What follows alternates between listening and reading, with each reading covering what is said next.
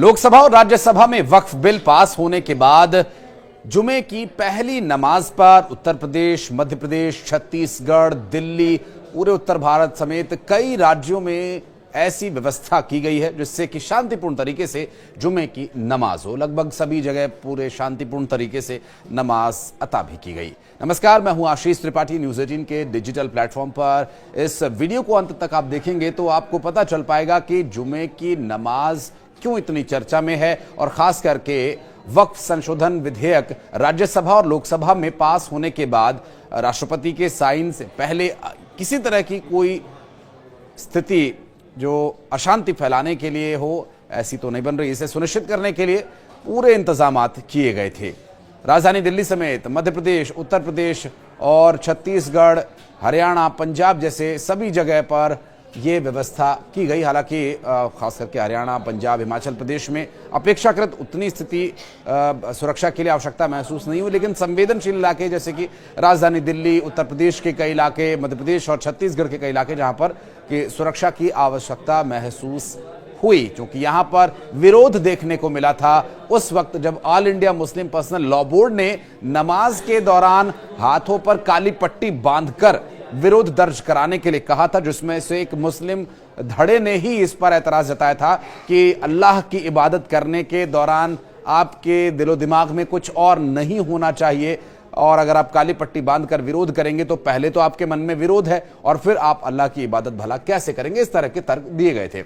लेकिन संवेदनशील इलाकों में पुलिस और आरएएफ के जवानों की तैनाती गुरुवार को भी की गई थी। शहर में अलर्ट जारी किया गया था। प्रशासन ने मुस्लिम बाहुल्य इलाकों में फ्लैग मार्च निकाला, लोगों को यह सुनिश्चित करने के लिए कि शांति बनी रहे, और पुलिस प्रशासन की मौजूदगी पहले से ही है और शांति बनाए रखने की लोगों से अपील भी की थी। खुफिया विभाग पल पल की अपडेट्स भी ले रहा है और इंफॉर्मेशन आगे लगातार संबंधित अधिकारियों तक भी भेजी जा रही है। सभी जगहों पर खुफिया विभाग ने निगरानी की। संभल, रामपुर, उत्तर प्रदेश की हम बात करें, संभल, रामपुर, फिरोजाबाद, लखनऊ समेत पूरे उत्तर प्रदेश में सुरक्षा व्यवस्था के पुख्ता इंतजामात रहे। राजधानी लखनऊ को पूरी छावनी में बदल दिया गया। मस्जिदों में नमाज के लिए भारी भीड़ पहुंची भी, और चूंकि इसके पहले से ही कयास लगाए जा रहे थे, इसलिए इस दौरान वक्फ बिल को लेकर किसी तरह के तनाव की स्थिति न बने, इसके लिए प्रदेश के मुख्यमंत्री योगी आदित्यनाथ ने पहले से ही तैयारी कर ली थी। शासन का कहना यह है कि अगर कोई माहौल खराब करने की कोशिश करता है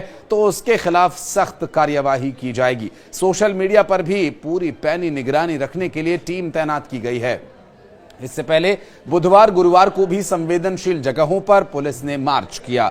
सीसीटीवी कैमरास और ड्रोन्स की मौजूदगी में सर्विलांस लगातार जारी है और सर्विलांस की टीम साइबर सेल को भी लगातार इंफॉर्मेशन पास ऑन कर रहे हैं। और इस इलाके की यदि बात करें, मतलब जो संवेदनशील इलाके हैं उनमें जहां पर मिश्रित आबादी है, खास नजर रखी जा रही है।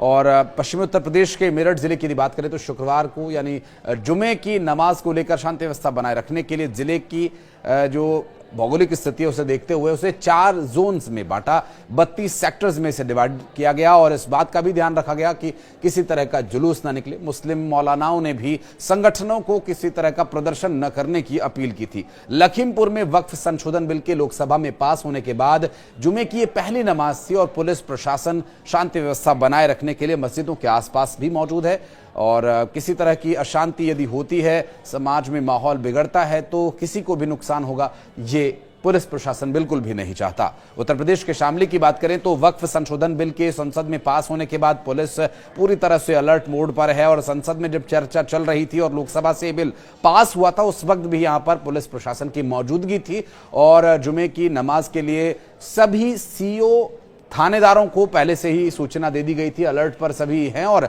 सुरक्षा के मद्देनजर जिले को 4 जोन और 15 सेक्टर्स में यहां बांटा गया। बलरामपुर की बात करें तो वक्फ संशोधन विधेयक के बाद पढ़ने वाली ये जुमे की पहली नमाज थी। इसके लिए प्रशासन ने पूरे इंतजामात किए हुए थे और 806 मस्जिदों में सुरक्षा के व्यापक इंतजामात किए गए थे। हथियारबंद पुलिस पर्सनल्स और जो अलग से सैन्य टुकड़ियां मंगाई गई थी उन्हें भी तैनात किया गया।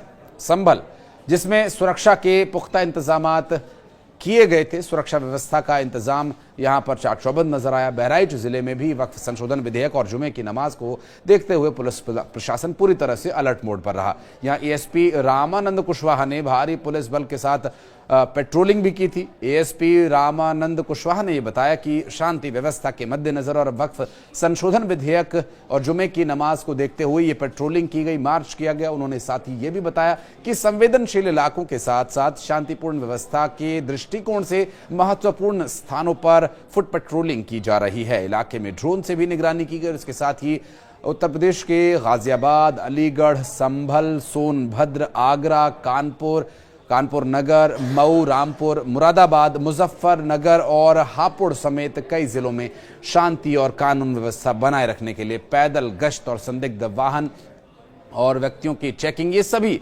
प्रैक्टिसेस लगातार की गई और एक्सरसाइज में इसे शामिल किया गया। लोकसभा में वक्फ संशोधन विधेयक पास होने के बाद लखनऊ में बड़ी संख्या में संवेदनशील जगहों पर अर्धसैनिक बलों को तैनात किया गया। शुक्रवार को जुमे की नमाज को लेकर सुरक्षा के विशेष बंदोबस्त किए गए थे और इस दौरान पूरे इलाके पर ड्रोन से निगरानी रखी जा रही थी, जबकि नमाज को लेकर टीले वाली मस्जिद और बड़ा इमामबाड़ा, ऐशबाग ईदगाह और बिलोचपुरा, मदेगंज, मसालची टोला, बुलाकी अड्डा स्थित मस्जिद समेत 61 ऐसे हॉटस्पॉट पुलिस ने आइडेंटिफाई किए हुए थे जो लखनऊ में विशेष सावधानी वाले बरतने वाले जोन माने जाते हैं। और आने जाने वालों पर भी पुलिस ने कड़ी निगरानी की। और हालांकि इससे पहले आशंका कुछ इस तरह से थी कि नमाज के बाद कुछ स्थानों पर वक्फ संशोधन विधेयक को लेकर प्रदर्शन किया जा सकता है। हालांकि छिटपुट बातचीत के अलावा और कुछ भी यहां पर नहीं देखने को मिला। बहुत शांतिपूर्ण तरीके से जुमे की नमाज अता की गई। पुलिस की लोकल इंटेलिजेंस यूनिट की यदि बात करें तो सादी वर्दी में भी लोगों को तैनात किया गया था। वक्फ बिल को लेकर प्रदेश में